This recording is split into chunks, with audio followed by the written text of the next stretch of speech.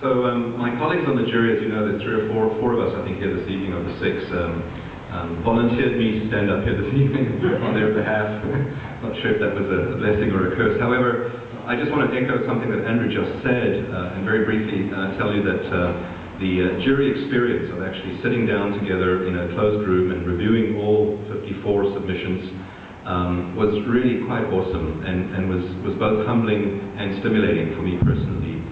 given the makeup and the quality of the other jury members. And I just want to acknowledge the jury members here who all contributed significant input, I think, and intelligence to what in the end turned out to be a consensus decision, which certainly was by no means a foregone conclusion at the outset. One of the things that we did was, encouraged by Andrew and his colleagues, was we actually unpacked the other submissions and looked at those that had not made the final cut of 13 projects that were displayed at the Roundhouse a few weeks ago as part of the People's Choice Award. We were invited to do so, and as is our wont as a jury, we took up that invitation and we reviewed all the other projects that had been submitted. And I think that was very interesting because it threw up all kinds of issues and ideas that somehow had not made the grade in the People's Choice Award shortlist, and so that in and of itself was very stimulating. There were a couple of big themes that came out, and I should mention one thing right off the top, and that is, I think that everyone on the jury, certainly those of us in the design and planning professions, feel very strongly that this city, Vancouver, doesn't have anywhere near enough design competitions, and that not only the public discourse, but the quality of the built environment, and architecture in particular, would be immeasurably improved and enhanced did we have a culture of design competitions which are both risky and stimulating and unpredictable. And many countries do, specifically in Western Europe in particular, where young firms, new talent is encouraged to come forward and take a chance, and is often rewarded and often get their career started that way. So this is something that we're, I think, on behalf of the jury, I can say genuinely are very pleased to have been part of. And again, it's to the credit of the Vancouver Public Space Network that they pulled this off. And we certainly hope that it has legs, Andrew, and that it continues to evolve into more of a culture of design excellence, which is frankly somewhat lacking in this rather young city of ours. So a couple of themes that we noticed right off the bat was, and a big one that I've talked about in my book Dream City, is this issue of whether this major public square should be at the center of the city, a centripetal, centralizing social condenser, or whether it should be at the edge. And what was the difference between those two geographical and perhaps physiological conditions, if you like. So much of Vancouver's public realm happens at the edge. If you think about it for just 5 minutes, you'll know what I mean. It's the waterfront walkways, it's the Stanley Park seawall, it's the beaches, it's the parks associated with the waterfront, where so much of our public life takes place. And so much of that life, it seems to me,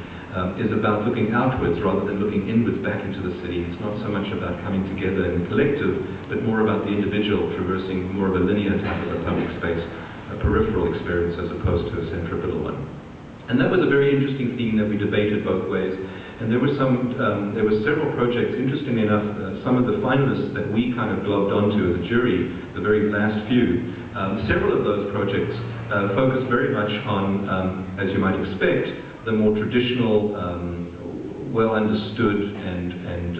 familiar central public spaces in Vancouver, in particular in and around Robson Square in particular. And so a number of the very finalists, and I think they're coming up on the screen now, a couple of them, there were three I think, that we really took a very long, hard look at and found some really compelling ideas about how to reimagine what is, for some of us, a somewhat dysfunctional and underperforming public space at the heart of the city, which is Robson Square and the associated spaces on the north side of what used to be, of course, the provincial courthouse, and when it was converted in the 1970s by the late Arthur Erickson into the Vancouver Art Gallery, they essentially closed the front door on the north side facing Georgia Street, and that space then became orphaned, as it were, with no real sense of purpose anymore in its life. And that space as well is one of these, and you're looking at that right now on the screen behind me. So that was a very compelling set of ideas. There were, as I say, at least two other projects. This one looked at actually the Robson Square side of the courthouse, and also taking a knife, quite literally, to what, of course, was the former Eaton's building and is now the Sears building, and cutting that in half, as did this one too, and leaving a portion of that building as a ruin, which we found a really compelling idea because, I mean, if there's a white elephant in the room, that's certainly one of them in terms of bad architectural design mistakes, having built the Pacific Mall in this big kind of white blob. So we found that very compelling, but at the end of the day, we wish that these two projects actually were combined into one, I think it's fair to say, because whilst the one had this really compelling image that you're seeing here, a very poetic and evocative idea about how you can repair bad architecture by essentially castrating it. This one, on the other hand,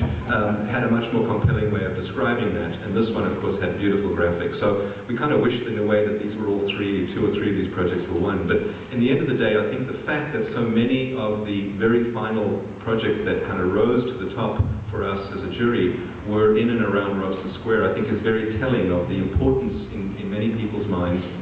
including some of us on the jury, for a centralizing public space. However, there was also a distaff position on the jury, which was that there were some important projects at the edge, and at least one of those, a rather iconic project that was located around Crab Park at the foot of whatever it is, Carroll Street or Main Street, I guess, also came very, very, very high up the list, and although it didn't win, it certainly caught the imagination of several jury members as an exemplar of what might happen at the edge of the city, and also at a sort of a nexus point between different socioeconomic and political groups. And one of the key things that we did discuss as a group was this issue of accessibility in a very broad sense: social accessibility, political accessibility, economic accessibility. Could anybody from any walk of life, from any class of society, feel comfortable in this space? And should that be, in fact, a defining factor in a great public square that brings everyone in Vancouver together?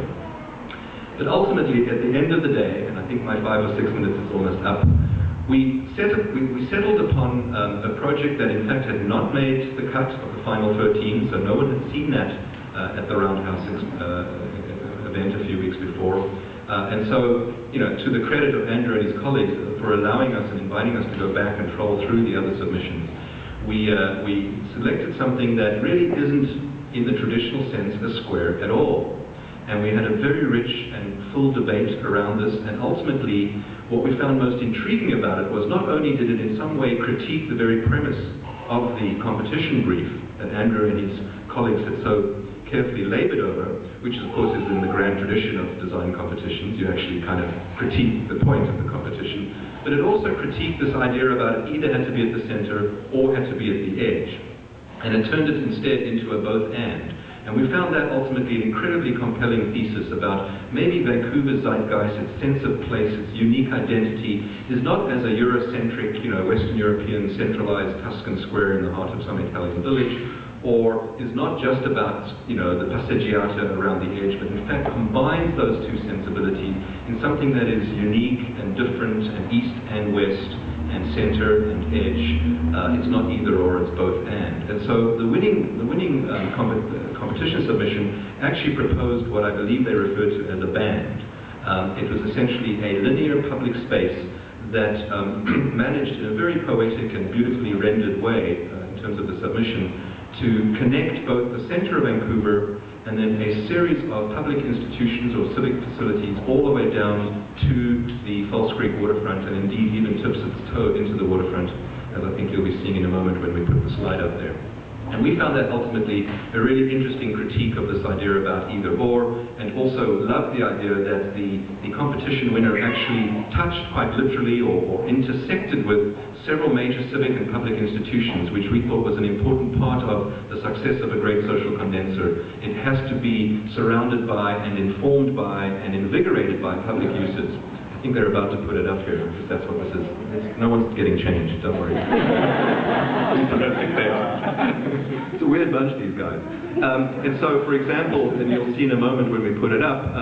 it actually connects Library Square, it connects the CBC headquarters, and it actually physically connects through BC Place Stadium, and then down from there to a future site for the Vancouver Art Gallery, if and when it's relocated on the False Creek waterfront, and then literally down into the water of False Creek. So we found that ultimately a really interesting idea, very compellingly rendered, and I think it's my cue to be handed the envelope. That's how it was.